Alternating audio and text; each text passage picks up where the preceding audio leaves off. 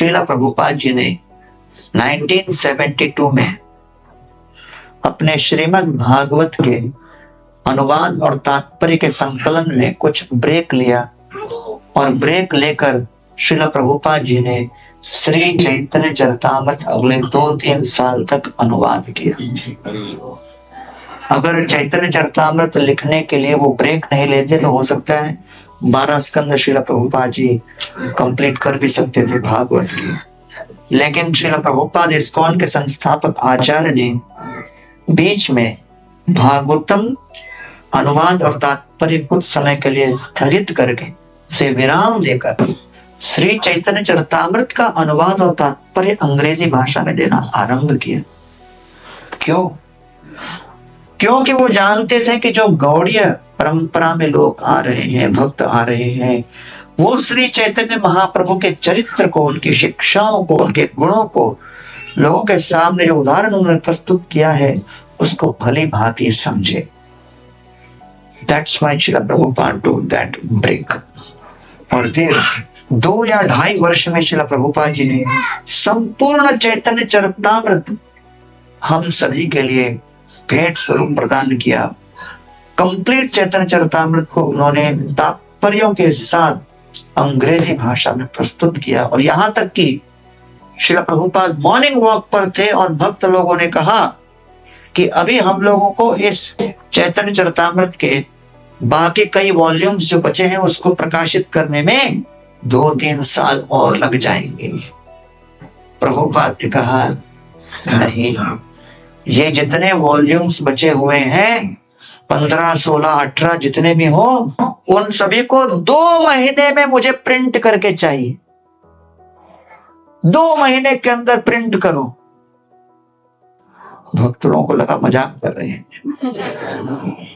तो जो बीबीटी के मेन अध्यक्ष थे वहां पर लॉस एंजलिस में, उन्होंने कहा Srila Prabhupada it is impossible, ये असंभव है। प्रभुपाद ने तुरंत उत्तर दिया impossible is a word in the fools dictionary.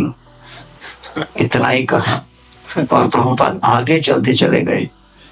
और जो बीबीटी के 2 अध्यक्ष थे मॉर्निंग वॉक में आगे नहीं गए, वहीं से मुड़ के वापस अपने ऑफिस में जाकर उसी क्षण से प्लानिंग आरंभ कर दिया। एक तरफ प्रभुपाद जी के जितने ऑडियो रिकॉर्डिंग्स थे उसका ट्रांसक्रिप्शन चल रहा था फुर्ती से, दूसरी तरफ जितने आर्टिस्ट थे विश्व के कोने कोने में उन्होंने आर्ट वर्क डिवाइड कर दिया था और लोग आर्ट वर्क बना बना कर भेज रहे थे, प्रभुपाद को दिखाकर उसको अप्रूव कर रहे थे, उसको छपाई चल रही थी।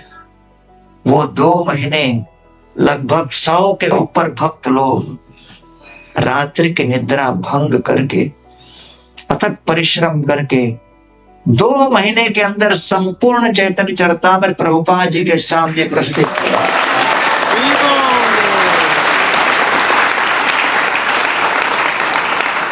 और श्रीला प्रभुपाद के सामने जब पूरा चैतन्य चरितामृत छप के प्रकाशित करके जब प्रकट किया तब प्रभुपाद जी ने उस पूरे टीम को आशीर्वाद दिया और कहा कि इस चैतन्य चरितामृत के प्रकाशन में जो भी भक्त पिछले 2 महीने में लगे रहे हैं उन सभी को मैं आशीर्वाद देता हूं कि वो सभी गोलोक वृंदावन धाम।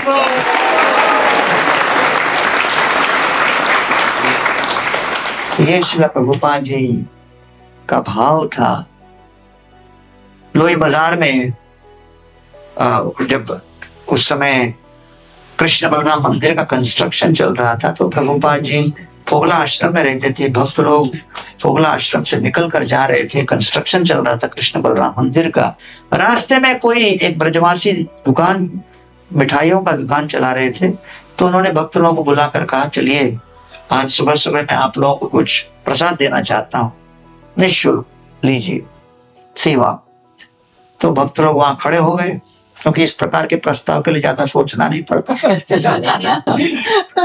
तो खड़े होकर रसगुल्ला, संदेश, रसमलाई, पेड़ा, जलेबी, गरम दूध ये सब खाने पीने लगे। उस समय व्यवस्था नहीं थी, रास्ते पर भी वो खड़े होकर वो चल रहा था। अचानक प्रभुपाद जी की गाड़ी वहां से चली और जैसे प्रभुपाद जी की गाड़ी चली भक्त लोग सतर्क हो गए कि ये क्या हो गया। आशा नहीं थी कि प्रभुपाद जी इतने सुबह सुबह निकल पड़ेंगे। प्रभुपाद जी की गाड़ी भक्त लोगों के बगल से निकली आगे। भक्त लोग सब खाना पीना बंद कर दिए, लेकिन हाथ में तो सब कुछ था। अब ऐसा नहीं कि कोई वहां पर रेस्टोरेंट टाइप का था कि टेबल वेबल हो, जहाँ रख सको छुपा सको, बीच गली में खड़े थे। तो गाड़ी आगे गई तो भक्त लोग कुछ संतुष्ट हो गए, चलो भाई बच गए। प्रभुपाद जी निकल गए आगे, लेकिन गाड़ी आगे जाके रुकी और रिवर्स टर्न मारी, और ठीक जहां भक्त लोग खड़े थे वही खड़ी हो गई। और प्रभुपाद जी ने कांच नीचे किया और बड़ी बड़ी आंखों से हर एक को देखने लगी। किसी का रसगुल्ला यहाँ फंसा हुआ, किसी के हाथ में जलेबी है, किसी के हाथ में गर्म दूध का प्याला है। अब जब तक खत्म न करो कहीं रखने की जगह भी नहीं है, और दुकानदार को वापस दे भी नहीं सकते क्योंकि आधा पी चुके। तो ऐसी अवस्था में सब रंगे हाथ पकड़े। तो प्रभुपाद जी कुछ क्षणों के लिए सबको देखकर ग्लांस कर रहे थे। अब सब लोगों का हृदय धक-धक हो रहा था कि क्या बोलेंगे। फिर प्रभुपाद अचानक मुस्कुराए। मुस्कुरा कर प्रभुपाद बोलते हैं, Bengali sweets essential for life.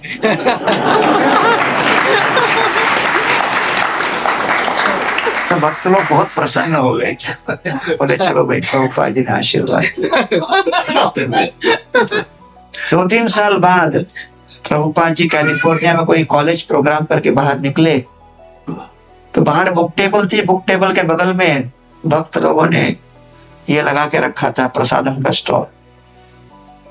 तो एक भक्त जो उस वृंदावन के एपिसोड में था वो वहां पे थे। तो जैसे प्रभुपाद बाहर आए, तुरंत उन्होंने संदेश उठाया, महाप्रसाद का संदेश हो प्रभुपाद के सामने प्रस्तुत करते हुए कहते, प्रभुपाद जी बंगाली स्वीट। प्रभुपाद जी ने तुरंत चैतन्य चरितामृत उठाया और कहा, this is real Bengali sweet.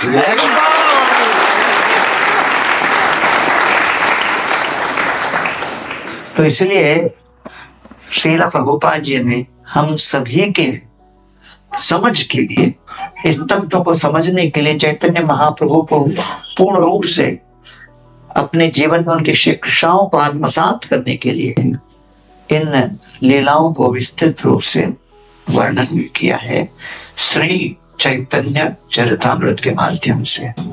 तो प्रभुपाद जी ने रात्रि की निद्रा भंग करके 2-3 वर्षों के अंदर इसको प्रस्तुत किया। उनके भक्तों ने रात्रि की निद्रा भंग करके 2 महीने के अंदर इन सब ग्रंथों को प्रकाशित किया। कृष्णदास कविराज गोस्वामी जो कि श्री चैतन्य चरितामृत के लेखक हैं, वो 90 वर्ष की आयु में इस ग्रंथ को लिखने की तपस्या करते हुए कहते हैं, आमी वृद्ध जरापुर लिखिते का पय कर, मन किच्छु स्मरणे न होए, न देखिए नयने न सुनिए श्रवणे, तब लिखी ए बड़ा विस्मय।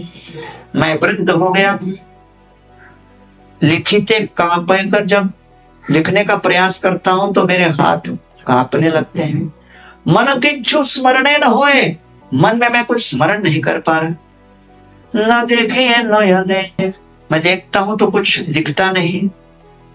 मैं नेत्र विहीन हो चुका, दृष्टि बाधित हो चुका, कुछ समझ में नहीं आ रहा आगे क्या है। न सुनिए श्रवणे, और न मैं कानों से कुछ सुन नहीं पा रहा। तब लिखी ए बड़ा विस्मय, फिर भी मैं लिख रहा हूं, फिर भी मैं इस ग्रंथ को आपके सामने प्रस्तुत कर रहा हूं। ये कितनी विस्मयजनक बात है।